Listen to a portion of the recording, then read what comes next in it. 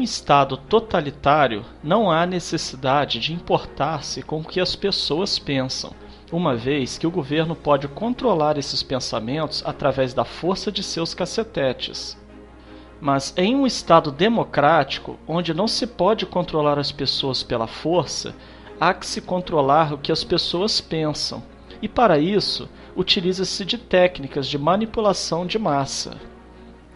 Adiante, citaremos as 10 técnicas de manipulação listadas por Noam Chomsky, um linguista, filósofo, cientista cognitivo, comentarista e ativista político norte-americano, referenciado em âmbito acadêmico como o pai da linguística moderna. Também é uma das mais renomadas figuras no campo da filosofia analítica. Número 1. A estratégia da distração. O elemento primordial do controle social é a estratégia da distração, que consiste em desviar a atenção do público dos problemas importantes e das mudanças decididas pelas elites políticas e econômicas, mediante a técnica do dilúvio ou inundação de contínuas distrações e de informações insignificantes. A estratégia da distração é igualmente indispensável para impedir ao público de interessar-se pelos conhecimentos essenciais na área de ciência, da economia, da psicologia, da neurobiologia e da cibernética. Consiste em manter a atenção do público distraída, longe dos verdadeiros problemas sociais, cativada por temas sem importância real. Manter o público muito ocupado, sem nenhum tempo para pensar nas coisas que realmente têm importância. Estratégia de número 2. Criar problemas, depois oferecer soluções. Este método também é chamado de problema-reação-solução. Cria-se um problema, uma situação prevista para causar certa reação no público, a fim de que este seja o mandante das medidas que se deseja fazer aceitar. Por exemplo, deixar que se desenvolva ou se intensifique a violência urbana, ou organizar atentados sangrentos, a fim de que o público seja o mandante de leis de segurança e políticas em prejuízo da liberdade. Ou também, criar uma crise econômica para fazer aceitar como um mal necessário o retrocesso dos direitos sociais e o desmantelamento dos serviços públicos.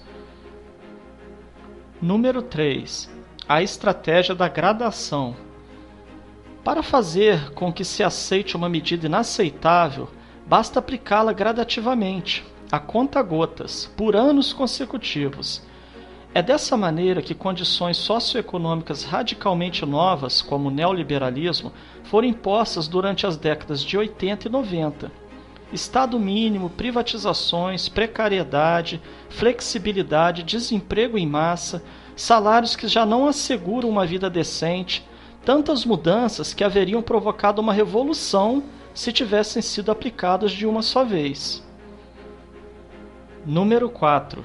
A estratégia do deferido. Outra maneira de se fazer aceitar uma decisão impopular é de apresentá-la como sendo dolorosa e necessária, obtendo a aceitação pública no momento para uma aplicação futura. É mais fácil aceitar um sacrifício futuro do que um sacrifício imediato. Primeiro, porque o esforço não é empregado imediatamente. Em seguida, porque o público, a massa, tem sempre a tendência a esperar ingenuamente que tudo irá melhorar amanhã e que o sacrifício exigido poderá ser evitado. Isto dá mais tempo ao público para acostumar-se com a ideia de mudança e de aceitá-la com resignação quando é chegado o momento. Estratégia número 5. Dirigir-se ao público como crianças de baixa idade.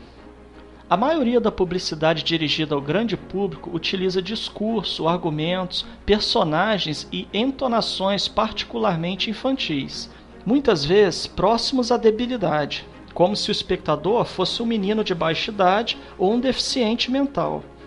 Quanto mais se deseja enganar ao espectador, mais se tende a adotar um tom infantilizante. Por quê? Se você se dirige a uma pessoa como se ela tivesse a idade de 12 anos ou menos, então, em razão da sugestionabilidade, ela tenderá com certa probabilidade a uma resposta ou reação também desprovida de um sentido crítico, como a de uma pessoa de 12 anos ou menos de idade. Estratégia número 6. Utilizar o aspecto emocional muito mais do que a reflexão.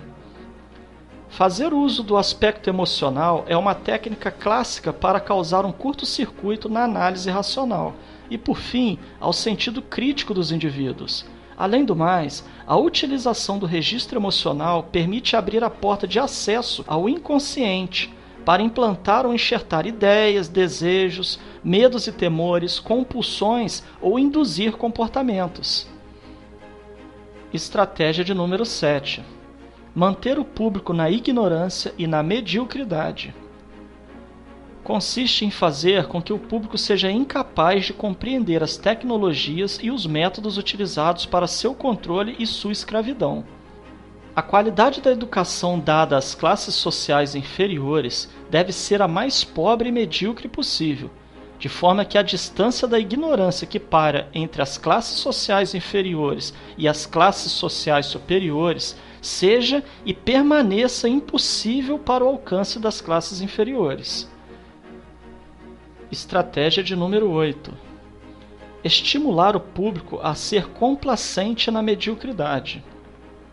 Consiste em promover o público a achar que é moda o fato de ser estúpido, vulgar e inculto. Estratégia de número 9. Reforçar a revolta pela autoculpabilidade. Fazer o indivíduo acreditar que é somente ele o culpado pela sua própria desgraça, por causa da insuficiência de sua inteligência, de sua capacidade ou de seus esforços. Assim, ao invés de rebelar-se contra o sistema econômico, o indivíduo se autodesvalida e culpa-se, o que gera um estado depressivo do qual um dos seus efeitos é a inibição de sua ação. E sem ação não há revolução. Estratégia de número 10.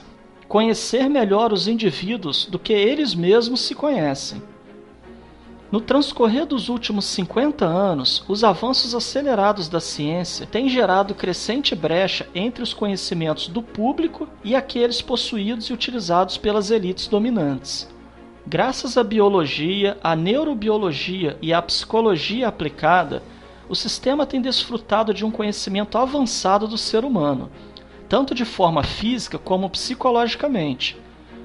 O sistema tem conseguido conhecer melhor o indivíduo comum do que ele mesmo conhece a si próprio. Isto significa que, na maioria dos casos, o sistema exerce um controle maior e um grande poder sobre os indivíduos do que os indivíduos a si mesmos. Observando essas 10 estratégias citadas por Noam Chomsky, certamente poderemos fazer relações com o que vivemos atualmente, principalmente no campo político. Portanto, é dever de cada um analisar cada fato e notícia a partir de seu próprio ponto de vista, reunindo a maior quantidade de informações possível. Somente assim conseguiremos anular os efeitos manipuladores que estão embutidos nas propagandas, notícias e acontecimentos.